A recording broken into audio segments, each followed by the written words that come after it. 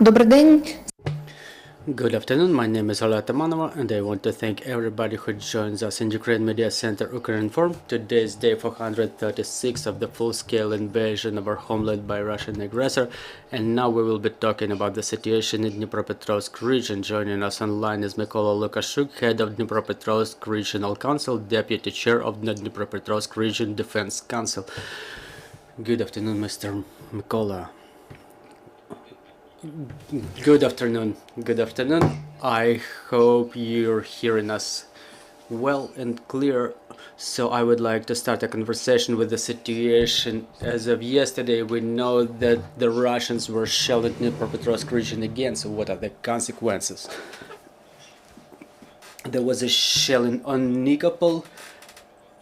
This night, 10 residential buildings were damaged along with the power supply networks. There was a shelling of one of the communities in Nikopol region in the morning. The consequences are being found out. I was talking to the mayor of Nikopol just now, and the artillery shelling of Nikopol just started over there. So talking about the consequences of shelling of Pavlograd that took place recently. So what are the consequences of that bombardment? That was a horrible night. Around 300 residential buildings were damaged. 2 medical institutions were damaged too. 13 schools and 11 kindergartens. This is what that attack resulted in. More than 1,800 people applied for help to the regional council. Us as the regional council and the regional military administration, we processed all the applications and we allocated the subvention from the regional budget in amount of 3 million hryvnias. During the extraordinary session of the Pavlograd Council, 6 million more hryvnias were allocated, so it's 9 million in total to support the people in mitigation of this rocket attack. So what are you doing with the consequences? What do you do to mitigate the consequences of that horrible shelling? Well, the work is in progress by the City Council of Pavlograd. We allocated funds on our end. We know that the works have already started to repair the roofs, to repair the windows in some residential buildings. For those who applied for medical help, the medical help was provided and everybody is back home already. Do you have any support provided by the international partners, or you make it on your own using your local budget, regional budget? Well, talking about finance, it's regional budget and municipal budgets. Talking about the support by the international organizations, yes, such support is in place. Many charitable organizations address deputy core of the city of Pavlograd to find out the needs of the people and how they can be supported. Do the people plan to leave Pavlograd? Has that process already started, or that shelling did not influence the sentiment of the people? Miss Olga, look, it's day 436 of the war. There were attacks on Pavlograd before and no one left Pavlograd. The situation is complicated in the region, however under full control. That's under full control of our glorious armed forces, so I can tell you for sure no one left Pavlograd, and people just reconstruct their homes. They receive aid from the mayor's office and they continue working and believing in our victory. Thank you for this answer. Our people are indomitable. Another question then is regarding the situation with the flooding in the region. We know it influenced the situation in the region, so what about it? Well, the problems with water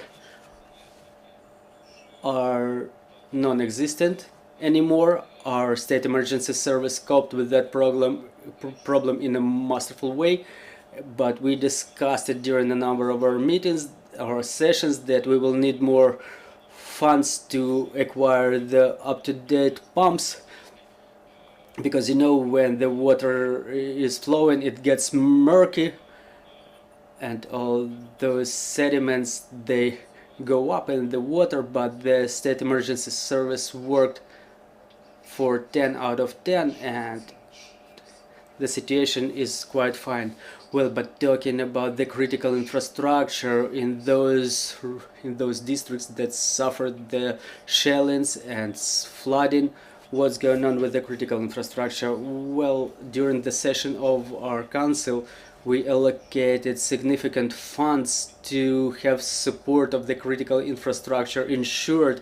We have to renew some elements of that critical infrastructure to be fully prepared for the next winter, because we understand that in case of any damage, even during our last session that took place last Friday, we made certain amendments to the programs to make sure that the regional military administration can promptly react to any problems that might arise with the critical infrastructure, with water supply and heat supply. Well, we see summer is coming, the weather is fine, but before it was quite cold, and we do everything that we can to make sure that the next heating season is alright, and that our water channels which submit to the regional council, they operate during all that period of war, except for the day of blackout on the 24th of November. They were working incessantly. The water supply was working uninterruptedly. Everything was operating. We have funds allocated for this. We have generators. For example, France handed over very powerful generators for our hospitals.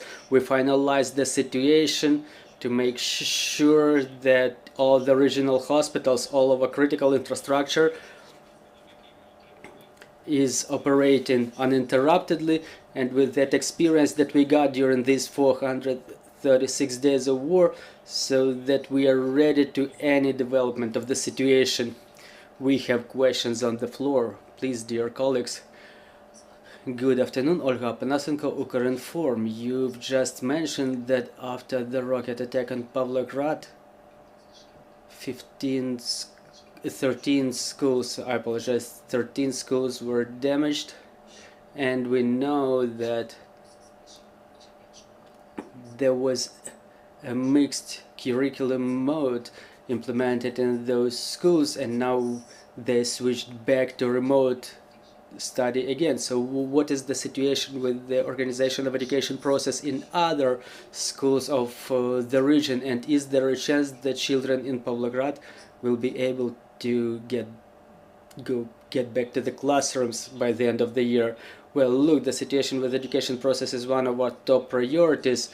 We have 392,000 officially registered internally displaced persons, and before the war it was 3.2 million people who reside in the Dnipropetrovsk region. We understand that for every country the following things are important. First of all, security. The security situation is under control in our regions. We understand that there were attacks, but we shut down 8 missiles and 10 drones within the last week, so you can calculate its control to the best extent possible.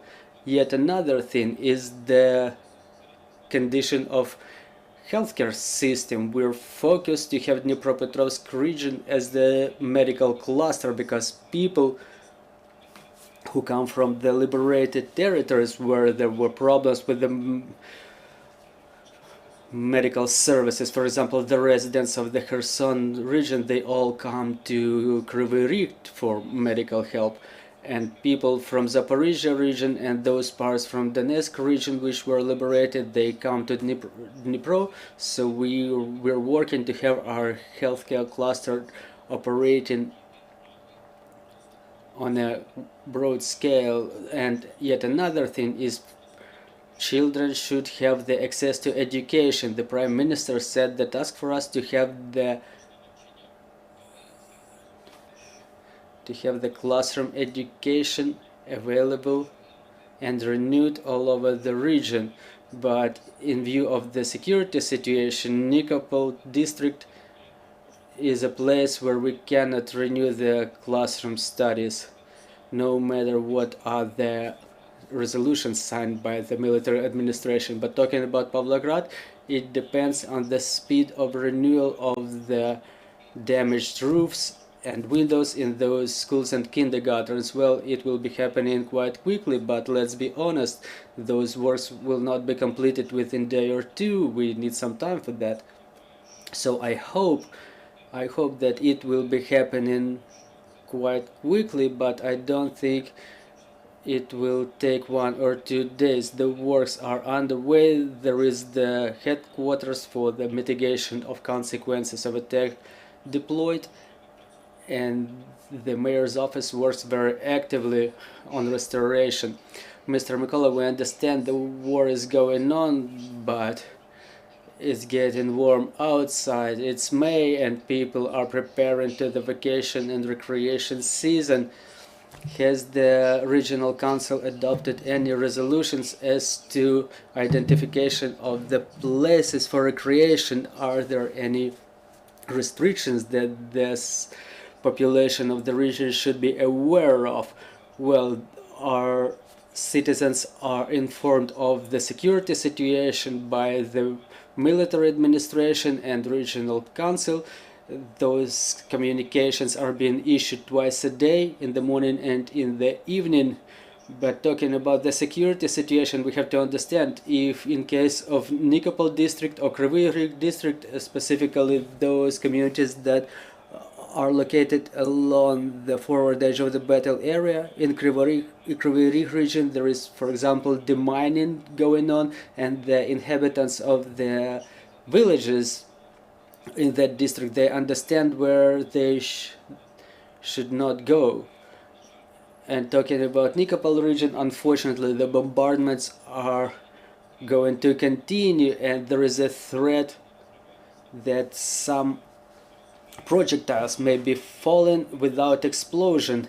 And I understand that pyrotechnic departments of police and state emergency service will have a lot of work to mitigate those consequences.